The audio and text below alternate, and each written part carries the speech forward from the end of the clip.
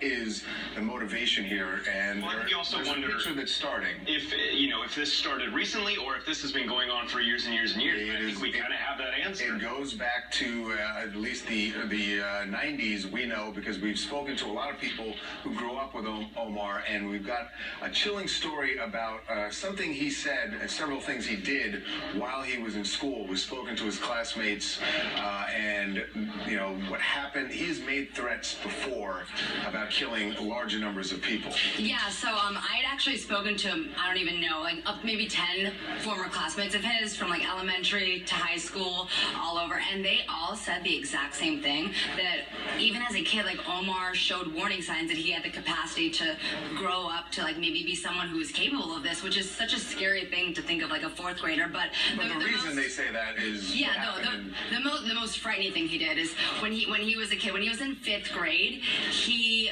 threatened to bring a gun to school and kill a bunch of people. And thank God the kids immediately told their teachers. He was suspended for 2 weeks afterwards. But he was in 5th grade and he threatened to murder his classmates. Now, do you even remember anyone from your 5th grade? He must have really left an impression, been that scary in 5th grade to leave a lasting impression on these kids. That was that scary. This was what year was this? 1999, I want to say, or 98. Right. So I mean, when at that point, we weren't hearing about these things all the time, these mass shootings. So you can understand why the kids went in directly to a teacher, but. The problem, of course, becomes, and everyone's been saying this about Omar Mateen with the FBI and the fact that they interviewed him 3 times and that he was not on a watch list and was able to go in and buy guns last week. But it's really difficult now when you start hearing about the picture of Omar Mateen growing up and all the trouble he was in. We know that he was expelled from another school. We know that he bragged after 9/11 that Osama bin Laden was his uncle. Right. I mean, there's been a lot of red flags. There's a lot of red flags along the way, and it seems like no authority figure ever took. I guess the challenge is what do you do when it's what can you possibly do when it's a child? I mean, they suspended him. Yeah, the worst thing that happened was he was out of school for 2 weeks, and then when he was expelled, he had went to their alternative high school. It's called Spectrum, and then even then, when he continued to misbehave, there was no one ever really punishing him or doing anything to kind of fix this problem. I guess it's hard to tell if it's just an angry kid or someone that's going to actually fulfill those angry thoughts. It's the start of something, but I think there are other things that are coming out now that show that's just one layer of this story, and I think there's a lot more that has happened, including some of the things that we've learned now about from his ex-wife, and whether or not, look, I'm sort of dancing around it, but the fact is a lot of people have said now that Omar was at this club, that he'd been to Pulse several times, and she basically alluded to the fact that he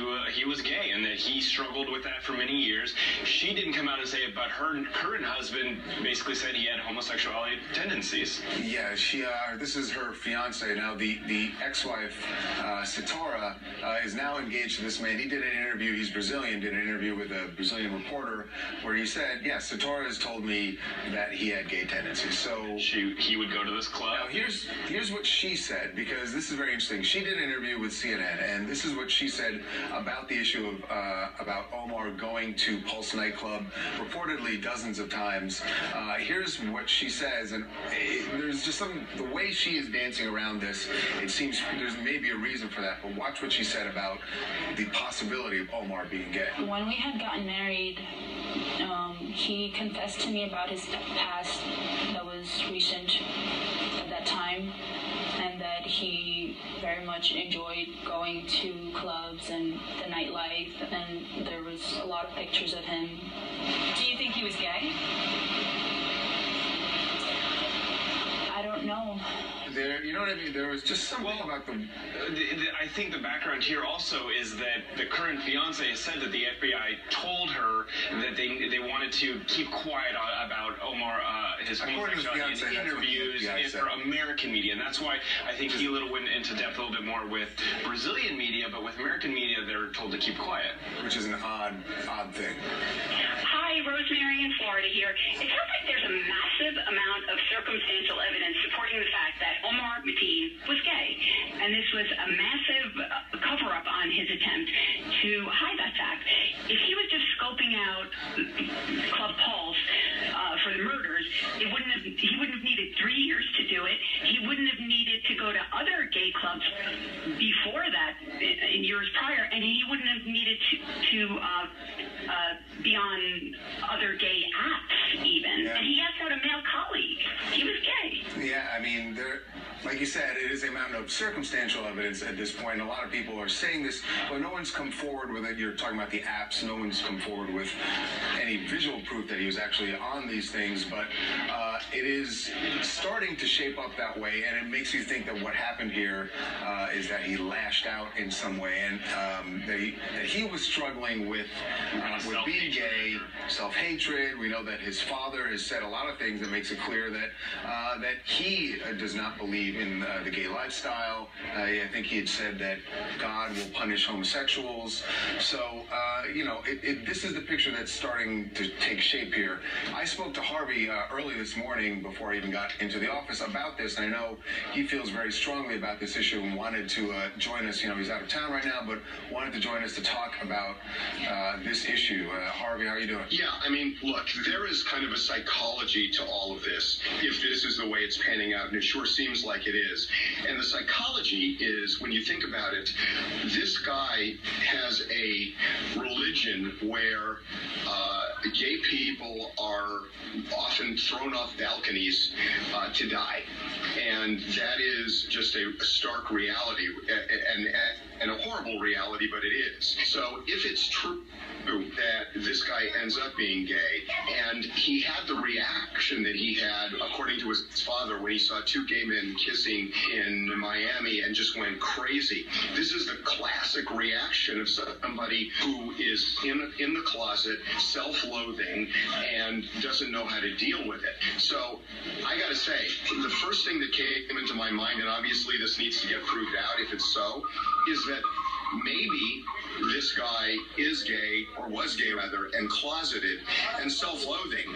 This well could be a situation where he wants some kind of redemption from God, a God which he believes, looks down upon gays, which is disgusted by them. And this is his way of getting some kind of redemption, given his own feelings about his own self. It's like such a classic case. And I've met a lot of people, in life where they have been closeted and reaction against gays, and they themselves ended up coming out of the closet. So this just seems like the pieces of the puzzle are coming together. Obviously, this, for some reason, it all came to a head, and that's what we're trying to, hopefully we will find out.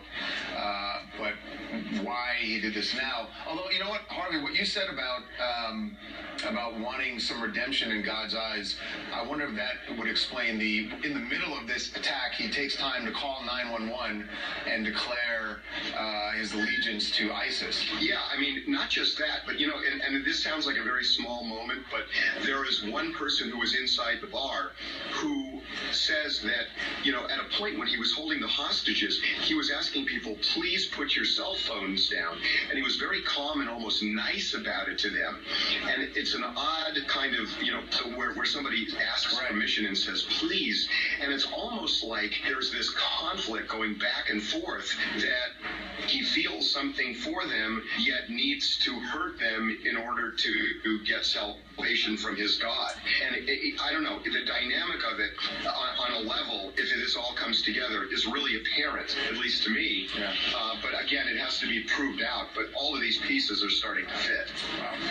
All right, we're going to let you get running, take off there, Harv, and we will see you tomorrow. We'll see you tomorrow. All right. Okay, guys. We're going to take a break now.